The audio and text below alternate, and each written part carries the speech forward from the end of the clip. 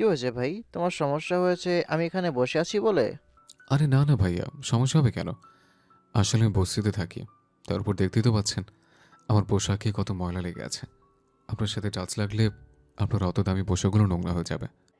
ছেলেটা অনেকটাই অবাক হয়ে ঈশানের দিকে তাকিয়ে তারপর একটু মুচকি হাসি বলতে লাগলো। কে বলেছে এসব আজে-বাজে কথা? দেখো, তুমি বস্তিতে থাকো, সেটা তো তোমার গায়ে লেখা নেই। আর কাপড়গুলো একটু পুরনো হলে যে তাতে ময়লা লেগে থাকবে তা কিন্তু নয়। আর পোশাকে কি মানুষের ব্যক্তিত্ব বোঝা যায় বলো? মানুষের ব্যক্তিত্বের পরিচয় পায় তার ব্যবহারে আর মনের দিক থেকে। সে কতটা ভালো। তাহলে তুমি এরকম কথা বললে কেন? আসলে ভাইয়া, এই কলেজের সবাই তেমনটাই বলে, তাই বললাম। কি বলে? কি আর বলবে? সবাই বলে আমার গা থেকে নাকি গন্ধ বেরোয়। আমি নাকি ছোট লোক বস্তির ছেলে, সেজন্য কেউ আমার পাশে বসতেই চায় না। কিন্তু আপনি এসে বসলেন, তাই একটু অবাক হলাম। দেখো ভাই, আমি তো বললাম যে বড়লোক কারো গায়ে লেখা থাকে না, সেটা তার ব্যবহারে পরিচয় পাই। আর আমি আজ বড়লোক আছি, কাল নাও থাকতে পারি। আর আজ তুমি গরিব আছো, কাল আমার থেকেও উচ্চ পর্যায়ে যেতে পারো, তাই না? তাহলে এসব অহংকার দেখিয়ে লাভ কি বলো? মরলে তো মাত্র 3.5 হাত জায়গার বেশি নিতে পারবো না। সেটা না হয় আপনিই বুঝলেন, এদের বোঝাবে কে? ছাড়ো তো এদের কথা। আর তুমি যদি ভেবে থাকো যে আমি বড়লোকের 8-10টা রাগী ছেলে মেয়ের মতো, তাহলে সেটা তোমার ভুল ধারণা। আমি ক্লাসে ঢোকার পরই দেখলাম তুমি ক্লাসের একদম শেষের দিকটায় বসে আছো। আর তোমার এরকম চুপচাপ থাকা দেখেই বুঝতে পারছি কিছু একটা গন্ডগোল আছে। আমার খুব ভালো করে জানা আছে গরিবদের কত বাজে পরিস্থিতিতে পড়তে হয়। কিন্তু কিভাবে? আপনাকে দেখে মনে হচ্ছে না আপনি গরিব হবেন। আপনার পোশাক বলে দিচ্ছে আপনি কত বড়লোক হতে পারেন। হ্যাঁ, সেটা ঠিক আছে। কিন্তু একটা সময় তোমাদের মতো আমারও বাবা বস্তি থেকে উঠে এসে নিজের পায়ে দাঁড়িয়েছিল। আর আজকে এ পর্যায়ে এসেছে। তাই বাবা ছোটবেলা থেকেই আমাকে বলতো যেন কোনো গরিবের সাথে বাজে ব্যবহার না করি। সব সময় যেন সবার সাথে ভালো ব্যবহার করি। আর বাবা সে আদর্শটাকে আমি ধরে রেখেছি। আমি জানি যে একটা মানুষকে কষ্ট দিলে নিজেকেও সেই কষ্টটা পরে পেতে হয়। তাছাড়া এটাই পৃথিবীর নিয়ম। তুমি কাউকে কষ্ট দিলে সে কষ্টটা তুমি অবশ্যই পাবে, যেভাবেই হোক। তুমি তাকে মাফ করে দিলেও প্রকৃতি তাকে মাফ করবে না। অবশ্যই এর শাস্তি তাকে দিবে। তাই যেটা বলার ভেবেচিন্তে বলা উচিত। এই ছেলেটা যখন ঈশানের পাশে বসেছিল তখন ও ভেবেছিল ছেলেটা ক্লাসের অন্য স্টুডেন্টদের মতোই ওকে নাক সিটকিয়ে দূরে সরে যাবে, কিন্তু ছেলেটা এমন কথা বলবে ওর জানা ছিল না। ঈশান চুপচাপ ছেলেটার দিকে তাকিয়ে আছে দেখে ছেলেটা ওর দিকে হাত এগিয়ে দিয়ে বলল। আমি রাফিন। ছেলেটার এরকম কর্মকাণ্ডে ঈশান অবাকের উপর অবাক হচ্ছে আর চুপ করে আছে। এবার ছেলেটা একটা মুচকি হাসি দিয়ে বলল। কি হলো, বন্ধুত্ব করবে না আমার সাথে? নাকি এখনো আমার কথাগুলো বিশ্বাস হচ্ছে না? দেখো ভাই, তুমি কয়েকটা দিন আমার সাথে মিশলে বুঝতে পারবে আমি কেমন। আমি বলছি না আমি ভালো, কিন্তু অতটাও খারাপ নয় যে মানুষকে কিভাবে সম্মান দিতে হয় সেটা জানি না। এইটুকু বিশ্বাস আমার উপর রাখতে পারো? কিন্তু আপনি। আবার আপনি করে বলছো? আমরা ক্লাসমেট, তুই করে বলতে পারো। রাফিন হাতটা বাড়িয়ে আছে আর ঈশান চুপ করে আছে, তাই ও বলল। যেচে বন্ধুত্ব করতে এসেছি বলে এইভাবে অপমান করে ফিরিয়ে দিবে? আরে না না, সেটা নয়। আর তাছাড়া আমার সাথে আপনি বন্ধুত্ব করলে উল্টো। আরে না না, সেটা নয়। আর তাছাড়া আমার সাথে আপনি বন্ধুত্ব করলে উল্টো ক্লাসের সব ছেলে মেয়েগুলোকে আপনাকে ছোট করবে, আপনাকে অপমান করবে, একটা খেত ছেলের ফ্রেন্ড বলে ডাকবে। তখন কি আপনার ভালো লাগবে? আমার জন্য আপনাকে ছোট হতে হবে, তাই বলছিলাম কি, ফ্রেন্ডশিপটা মনে হয় না করাটাই বেটার। আবার এসব উল্টোপাল্টা কথা বলছো। ফ্রেন্ডশিপ করলে করো, না হলে ঠিক আছে, করতে হবে না। বুঝতে পারছি তুমি আমাকে বিশ্বাস করতে পারছো না। ছেলেটার এরকম কথা এই ঈশান হাত মিলিয়ে বলল। আমি ঈশান। ওরা নিজেদের মধ্যেই কথা বলছে, অন্যদিকে নিশি ওদের দিকে হাঁ করে তাকিয়ে আছে। ক্লাসে আসার পর রাফিন যখন ঈশানের পাশে বসলো তখন নিশি পুরো অবাক হয়ে গেছে। ও ভাবতেই পারেনি এত হ্যান্ডসাম একটা ছেলে সে কিনা ওই খ্যাতটার পাশে বসবে। এবার নিশি নীলাকে বলতে লাগলো। দেখ দেখ, ছোট লোকটা শেষ পর্যন্ত ওই ছেলেটাকে ভুলিয়ে ভালিয়ে বন্ধুত্ব করে ফেললো। এদেরও বলিহারি আসে কোথা থেকে! এরা ওকে দেখলে আবার গা জ্বলে। কী সব বলছিস? ওই ছেলেটা তো গিয়ে ওর সাথে কথা বললো, এতে ওর দোষ কোথায়? সবসময় সবাইকে নিজের মতো ভাবিস না তো। একটু ভালো হওয়ার চেষ্টা কর, সবার সাথে একটু ভালোভাবে কথা বল। দেখবি পৃথিবীটা অনেক সুন্দর। মানুষকে সম্মান করে সম্মান পাবি, কিন্তু যখন অসম্মান করতে থাকবি একটা সময় তুইও কারো কাছে সম্মান পাবি না। তাই যা বলার ভেবে চিন্তে বল। নীলার এরকম কথায় নিশি রাগী দৃষ্টিতে ওর দিকে তাকালো। এভাবে তাকিয়ে আছিস কেন? ভুল কিছু বললাম? ভুল কিছু বলেছিস মানে? অনেক ভুল বলেছিস। আমি মাঝে মধ্যেই ভাবি তুই আমার ফ্রেন্ড নাকি ওই ছোট লোকটা। আমি কারো হয়ে কথা বলছি না, তোর ভুলটা তোকে ধরিয়ে দিচ্ছে। এখন তোর কাছে এটা ভুল মনে হচ্ছে না, কিন্তু একটা সময় মনে হবে তুই ভুল করেছিলি। কিন্তু তখন শত আফসোস করলেও সেটা ঠিক হবে না। তাই সময় থাকতে মানুষকে সম্মান দিতে শেখ। শোন, তোকে একদিন বলেছি তুই আমাকে জ্ঞান দিবি না। তোর থেকে জ্ঞান আমার কিন্তু ভালো লাগে না। তুই জানিস আমি পড়ালেখায় কতটা ভালো। থাক, ওইটা আর বলতে হবে না। ওই জন্যই এক ক্লাসে 2 বার করে থাকতে হয়। এটা সবার সামনে বলে আর নিজের সম্মানটাকে আর বাড়িও না। তুই কিন্তু রীতিমতো আমাকে ইনসাল্ট করছিস। কথা তুললাম ওই ছোট লোকটাকে নিয়ে, আর তুই রীতিমতো আমাকে ইনসাল্ট করতে শুরু করে দিয়েছিস। কে আমি? আমার ঘাড়ে কয়টা মাথা বোন যে আমি তোমাকে ইনসাল্ট করব? মাফ চাই, তোমার সাথে কথা বলাই আমার ঘাট হয়েছে। তাহলে বলিস কেন? চুপ করে থাক। আমি যেটা বলি শুধু চোখ বুঝে মুখ বুঝে দেখে যা। ওই ছোট লোকটাকে তো আমি ছাড়বো না। ওর জন্য তোদের কাছে আমাকে কথা শুনতে হয়। সেদিন ও রাস্তায় আমার সাথে অনেক সিন ক্রিয়েট করেছে। এর জন্য তো ওকে শাস্তি পেতেই হবে। আমি তোর ব্যবহার দেখে অবাক হয়ে যাচ্ছি। দিন দিন তুই যে একটা রাগী অহংকারী মেয়ে হয়ে যাচ্ছিস, সেটা তুই খেয়াল করেছিস? আঙ্কেল আন্টি কতটা নরম মনের মানুষ, আর তুই তাদের মেয়ে হয়ে এতটা রাগী আর অহংকারী হলি কি করে বলতো? আমার ভাবতেই অবাক লাগছে। তুই কিনা আমার সেই স্কুলের সেই ফ্রেন্ড যে কিনা এতটা অহংকারী হয়ে গেছে। নীলার কথায় নিশি কিছুক্ষণ চুপ করে রইল। তারপর ক্লাসটা শুরু হলে নিশি বারবার রাগী চোখেই ঈশানের দিকে তাকাচ্ছিল, আর ঈশান ততবারই চোখ ফিরিয়ে নিচ্ছিল। এই বিষয়টা আবার রাফিন খেয়াল করলো যে ওদের দুজনের মধ্যে চোখাচোখি চলছে। এটা দেখেই রাফিনও একটু হেসে বলল। ওইটা তোর গার্লফ্রেন্ড? রাফিনের এরকম প্রশ্নে ঈশান যেন আকাশ থেকে পড়ল। তারপর ও বলতে লাগলো।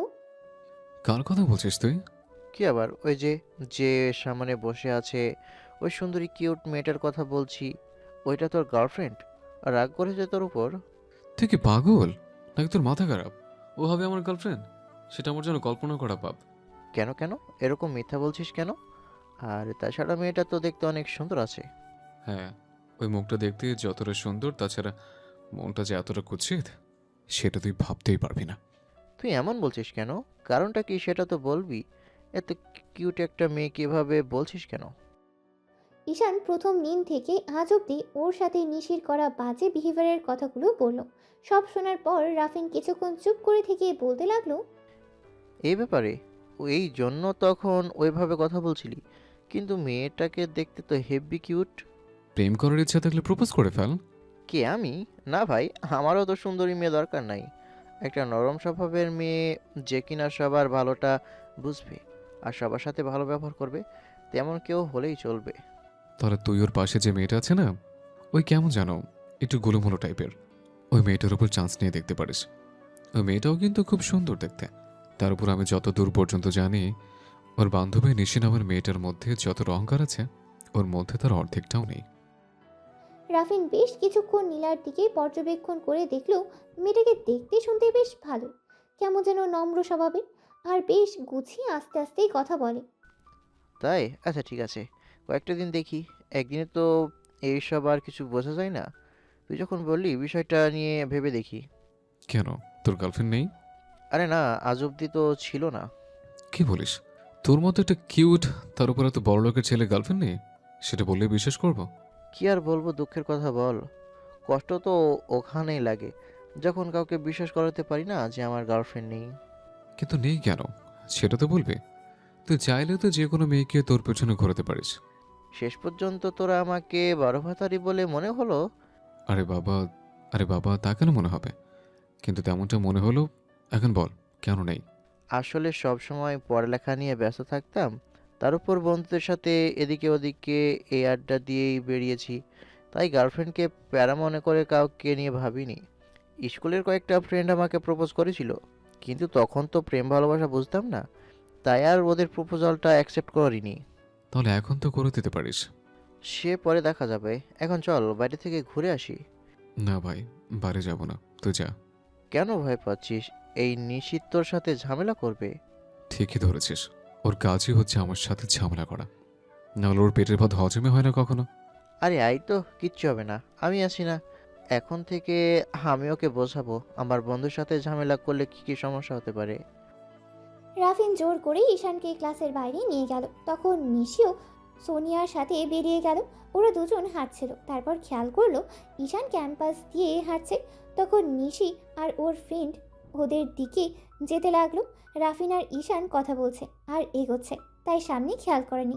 তারপর ওরা যখনই একটা ক্লাসের সামনে আসে, তখনই নিশি ক্লাস থেকে বেরিয়ে আসে আর ঈশানের সাথে ওর ধাক্কা লাগে। ধাক্কা লেগে নিশি পড়ে যেতে গেলে ঈশান ওর কোমর জড়িয়ে ধরে ফেলে।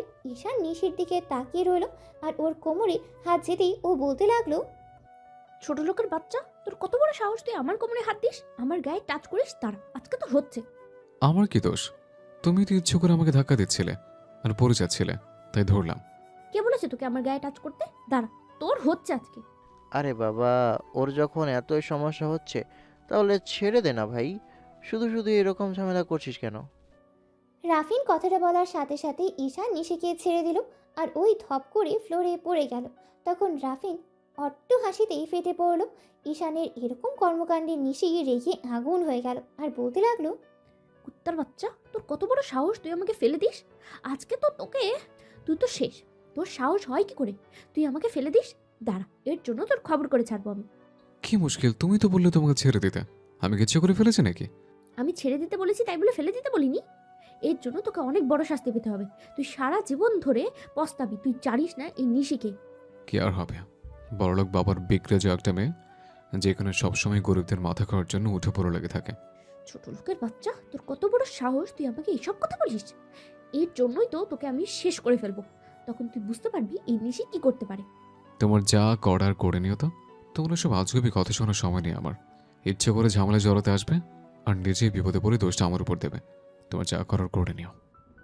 রাফিন আর ঈশান ওকে পাশ কাটিয়ে চলে যেতেই সোনিয়া এসে ওর হাত ধরে টেনে ওঠালো আর বলতে লাগলো, এ বাবা, কত বড় ইনসাল্ট করলো তোকে! যেখানে কলেজের অন্য কোনো ছেলে তোর সাথে উঁচু গলায় কথা বলার সুযোগ পায় না, সেখানে ওই বস্তির একটা ছোট লোক হয়ে তোর সাথে এত বাজেভাবে সিনক্রিয়েট করলো। এটা যদি ক্লাসের কেউ জানতে পারে তাহলে খুব হাসাহাসি করবে। এর জন্য তোকে অনেক পস্তাতে হবে। ও কত বড় সাহস, ও আমাকে ফেলে দেয়! এই নিশিকে সে চেনে না, আমি কি করতে পারি ওর ধারণা নেই। হ্যাঁ, সেটা শুধু মুখেই বলবি, কিছু আর করতে পারবে না। তুই শুধু দেখে যা আমি কি করি। অনেক সহ্য করেছি, আর না, ওকে অনেক সুযোগ দিয়েছি, শুধু এতদিন এখান থেকে তাড়িয়ে দেয়নি। কিন্তু আজকের পর থেকে ও আমার রাগী চেহারাটা দেখতে পাবে। রাগে ফুঁসতে ফুঁসতে সেদিন নিশি কলেজ থেকে বাসায় চলে গেল আর বারবার ভাবতে লাগলো, ঈশানের মতো একটা বস্তির ছেলে কিনা ওকে এভাবে ইনসাল্ট করলো, সবার সামনে ওকে নিচে ফেলে দিল। নিশি কথাগুলো ভাবছে আর রাগে ফুঁসছে, মনে হচ্ছিল রেগে গিয়ে ওকে খুন করে ফেলতে। সেদিন নিশি রাগে করেই ওর রুম থেকে বেরোলো না। তো বিকেলবেলা রাফিন ঈশানকে নিয়ে একটা জায়গায় ঘুরতে গেল। প্রথমে ও যেতে চাইছিল না, কিন্তু ওকে নিয়ে গেল। তারপর রাফিন আর নীলার বিষয়ে জিজ্ঞেস করতে ঈশান আবারও ওকে সব ডিটেলস দিতে লাগলো। তারপর ঈশান বলল, কি ব্যাপার, নীলার সম্পর্কে এত কিছু জিজ্ঞেস করছিস কেন? তখন বললাম যে রিলেশন করবি কিনা, তখন তো লজ্জা পেলে। তখন তাহলে এখন এত কিছু জানতে চাইছিস? তাহলে কি সত্যি রিলেশনে যাবি ওর সাথে? আরে তেমন কিছু না, কিন্তু ভেবে দেখি। আর ওদের বাসার ওদিকে গিয়েছিলাম, দেখলাম ও বেলকনিতে দাঁড়িয়ে আছে। তারপর একটা ছেলেকে ওই বিষয়ে জিজ্ঞেস করতেই বলল মেয়েটা নাকি অনেক ভালো আর তেমন অহংকারী না। তাই ভাবছি। এত ভাবাভাবির কিছু নেই, আমাদের ভাবি বানিয়ে ফেলো, তাহলে তো হয়ে যায়। কিন্তু কি থেকে কি করব, কিভাবে প্রপোজ করব কিছুই জানি না। আর কলেজে আসলাম মাত্র একটা দিন হলো, তাতে যদি প্রপোজ করি ভাববে যে সৌন্দর্য দেখে প্রেম করার জন্য পেছনে লেগে গিয়েছি। কয়েকটা দিন যাক, তারপর না হয় প্রপোজ করব। সেই ভালো হবে, কিন্তু এইখানে ডেকে আনলি কেন বলতো? তুই ছাড়া আমার কোনো ফ্রেন্ড নেই এখানে। কি বলিস, তুই না এখানে থাকিস? আরে বাবা না, এখানে আসছি কয়েকটা দিন হলো। ও, এই জন্যই কলেজে প্রথম থেকে আসতে পারিসনি, তাই তো? হ্যাঁ, ওইটাই হবে। রাফিন ঈশানকে নিয়ে ঘুরতে লাগলো। একটা পর্যায়ে ওরা ঘুরতে ঘুরতে নিশিদের বাসার সামনেই চলে আসে। তারপর হঠাৎ করে খেয়াল করে বেলকনিতে নিশির মতো কেউ একজন দাঁড়িয়ে আছে। রাফিন ওকে দেখে বলল, বন্ধু, তোমার ঝগড়ুটে রানী দেখো। তাই তো দেখছি। দাঁড়া দাঁড়া, আমার ঝগড়ুটে রানী মানে কি বলছিস তুই? কি আর বলবো, এটাই তো তোমার ওই গার্লফ্রেন্ড হবে, সেজন্য বললাম। তুই কি পাগল নাকি? নাকি তোর মাথা খারাপ? তুই কি বলছিস? কোথায় আমি আর কোথায় ও, কি করে ভাবিস তুই? এটা ভাবাটা অন্যায় আমার জন্য। আরে বন্ধু দেখ, ভুল থেকে যেমন ভালোবাসার সৃষ্টি হতে পারে, তেমন এই ঝগড়া থেকেও কিন্তু ভালোবাসার সৃষ্টি হয়। আস্তে আস্তে হয়ে যাবে, ব্যাপার না। ওর আর আমার সম্পর্ক কিভাবে সম্ভব? তুই সব কি করে ভাবলি বলতো? আরে হবে হবে, একটা সময় ঠিকই হবে, সেটা যেভাবেই হোক। আমার মনে হচ্ছে তাদের দুজনের দিক থেকে আকর্ষণ আছে। দেখিস, এই ঝগড়া থেকে একটা সময় ভালোবাসার সৃষ্টি হয়ে যাবে, তারপর বিয়ে, তারপর রোম্যান্স, তারপর আরো আরো আরো। থাক থাক বাপ, গা গুলাচ্ছে, আর দিতে হবে না। আমার কথাগুলোকে তোর কাছে পাম মনে হলো? এই বাবা, আমি কখন বললাম? আর পাম মনে হবে কেন? যেটা মনে হওয়ার হয়েছে। এখন কথা না বলিয়ে আমাকে বস্তির সামনে নামিয়ে দিয়ে আয়। আমি বাসায় চলে যাব। রাফিন ঈশানের কথা মতো চলে গেল। আর নিশি ওদেরকে বেলকনি থেকে দাঁড়িয়ে থেকে দেখে ভাবতে লাগলো, ছোট লোকটা শেষ পর্যন্ত একটা বড় লোক বন্ধু জুটিয়ে ফেললো। এখন কান্নাকাটি করে ওর কাছ থেকে এটা ওটা নিতে থাকবে। ওই ছেলেটাও বলিহারি, ওর মতো একটা ছেলের সাথে বন্ধুত্ব করলো। যাই হোক, ও যদি ওর বন্ধুকে বাঁচাতে আসে তাহলে ওকেও এটার মতো সাইজ করে দেবো। কত বড় সাহস আমাকে ফেলে দিতে বলে, ওর জন্যই আজকে এই হারামজাদাটা এত সাহস পেয়েছে। নাহলে এরকম করার সাহস সে পেত না। ওকে তো আমি দেখে নেব। এভাবে আরও প্রায় 2টা সপ্তাহ কেটে গেল। কিন্তু এর মাঝে নিশি অনেকবার চেষ্টা করেছে ঈশানকে বিপদে ফেলার, কিন্তু রাফিনের জন্য পারেনি। তাই ওর জন্য নিশি ঈশানের ওপর আরও রেগে যাচ্ছে। আর নিশি যথাসম্ভব ঈশানকে ছোট করার চেষ্টা করেছে, অপমান করেছে, যেটা ওর নিত্যদিনের কাজ। কলেজের প্রায় ছেলেগুলি জানে যে নিশি এমন একটা মেয়ে। ওর আব্বু এই শহরের টপ বিজনেসম্যান, তাই কেউ ওর সাথে লাগতে যাওয়া তো দূরের থাক, ওর দিকে চোখ তুলেও তাকায় না। যে ছেলে ওকে প্রপোজ করে সেই ছেলেকে ও সারা শহর দৌড় করিয়ে ছাড়ে। তারপর সে জানতে পেরেছে ও রাগী আর একটা অহংকারী মেয়ে। সে কখনো ওর দিকে ফিরেও তাকায় না। অবশ্য এই বিষয়টা নিয়ে নিশি তাতে কোনো মাথা ব্যথা নেই। আর সব ছেলেই ওর থেকে কেমন যেন দূরে দূরে থাকার চেষ্টা করে। অন্যদিকে এই কয়েকটা দিনই রাফিন নীলাকে নিয়ে অনেকটাই ভেবেছে, আর রাফিনের ওকে অনেক বেশি ভালো লাগে। ঈশান খুব রাফিনকে বলে নীলার সাথে কথা বলতে, কিন্তু ও কেন জানি সংকোচ বোধ করে কথা বলতেই পারে না। প্রতিদিনের মতো আজকেও ঈশান রাফিন ক্লাসে বসে আছে, আর রাফিন নীলার দিকে ফ্যাল ফ্যাল করে তাকিয়েছিল। তখন ঈশান বলল, আর কতদিন এইভাবে দেখবি বলতো? এখন তো অন্তত একটু কথা বল। আমি তো প্রথমে প্রপোজ করতে বলছি না, একটু কথা বলতে পারিস তাই না? কিন্তু কি বলবো? আরে বাবা, কথা বলার টপিকের অভাব আছে নাকি? প্রথমে পরিচিত হবি, কোথায় থাকে, কি করে, কেমন ছেলে পছন্দ করে, বন্ধুত্ব করার চেষ্টা কর। তারপর সবটা জেনে না হয় প্রপোজ করিস, এটাও বলে দিতে হয়? তুই না একটা স্মার্ট ছেলে, আর স্মার্ট ছেলে এরকম ভয় পেলে চলবে বল? আসলে কখনো কারোর সাথে কথা বলিনি তো, ওই জন্য। তাহলে আমি মনে হয় বলেছে। তুমিও বলতে গেলে তোমার হাওয়া বেরিয়ে যাবে সোনা। মেয়েটাও না। তুই বল, তুই শুধু প্রেম করবি, আমি সবটা সেটেল করে দিচ্ছি। কিন্তু তুই তো সেটা বলবি না, তুই শুধু আমতা আমতা করবি। তাহলে কি করব? বুঝেছি, তোর এই রিলেশন কিছুতেই হবে না যদি না আমি কিছু করি। তুই শুধু বল, তুই ওর সাথে রিলেশন করবি আর ওকে পছন্দ করিস, বাকিটা আমি দেখে নিচ্ছি। হ্যাঁ, কিন্তু। আর কোনো কিন্তু নয়, বাকিটা আমার উপর ছেড়ে দে। আচ্ছা, ঠিক আছে। তো সেদিন একটা ক্লাস হতে ঈশান উঠে গিয়ে নীলার সামনে দাঁড়াতে নীলা আর নিশি ওর দিকে তাকালো। তখন ঈশান বলতে লাগলো, নীলা আপু, আপনার কি একটু সময় হবে কথা বলার? জি বলুন। এইখানে না, একটু বাইরে আসেন। আসলে পার্সোনাল কথা তো, তাই সবার সামনে বলা যাবে না। ঈশানের কথায় পাশ থেকে নিশি ওর দিকে রাগী দৃষ্টিতে তাকালো। ওদের সামনে আসার পর থেকে নিশি এমনিতেই রাগী চোখে তাকিয়ে আছে। তার ওপর সুযোগ পেলেই কখন থেকে কিভাবে সবার সামনে অপমান করা যায়, তাই এরকম একটা সুযোগ হাতছাড়া করে কি করে। তাই ও বলতে লাগলো, এই ছোট লোক, তোর আবার কি বলার আছে? যা এখান থেকে, না হলে কিন্তু। একটু চুপ থাক না, কি বলতে চাই শুনে আসি। তোকে তো কিছু বলছে না, তাহলে তোরা তো চলছে কেন? আমি বুঝি না তুই এই ছেলেটার পেছনে সবসময় এভাবে লেগে থাকিস কেন? হ্যাঁ, তোর সমস্যা কোথায়? ও তো আর তোর সাথে কথা বলতে আসেনি, আমার সাথে কথা বলতে আসছে। আমার সমস্যা হচ্ছে না, তাতে তোর হচ্ছে কেন? ভাইয়া তুমি চলো, আমি তোমার সাথে যাচ্ছি।